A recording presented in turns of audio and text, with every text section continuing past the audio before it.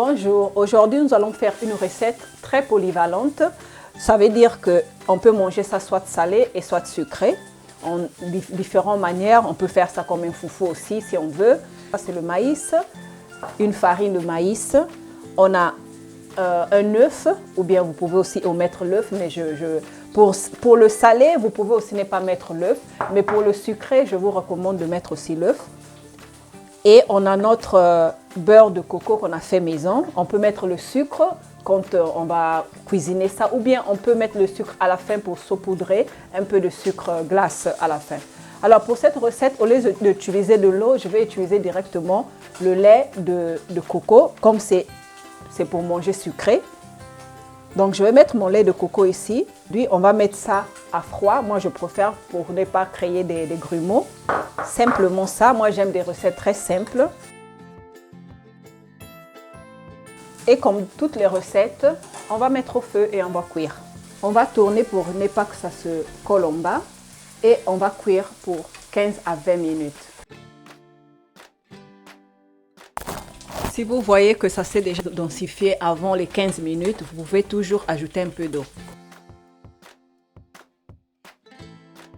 Avec 100 g de semoule de maïs, vous pouvez mettre ou 1 litre d'eau, vous allez cuire ça très lentement, ou bien vous allez mettre 750 ml d'eau.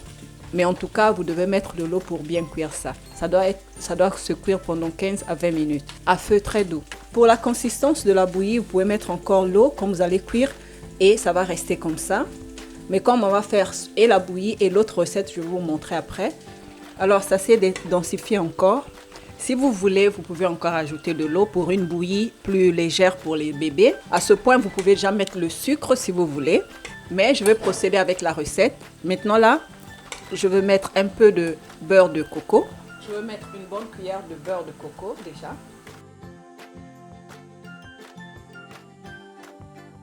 Et on va éteindre le feu. À ce point, rappelez-vous que le plus ça reste, ça se refroidit, le plus ça se durcit. Pour la bouillie, bien sûr, vous allez mettre un peu plus, vous allez faire plus légère. Et on a notre œuf.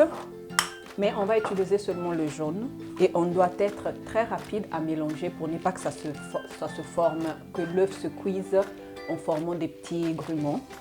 On va mélanger comme ça.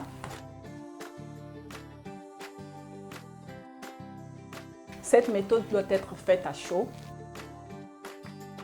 Alors pour la bouillie, vous allez cuire, vous allez mettre directement le sucre ou bien vous allez attendre jusqu'à la fin pour mettre le miel, c'est mieux encore.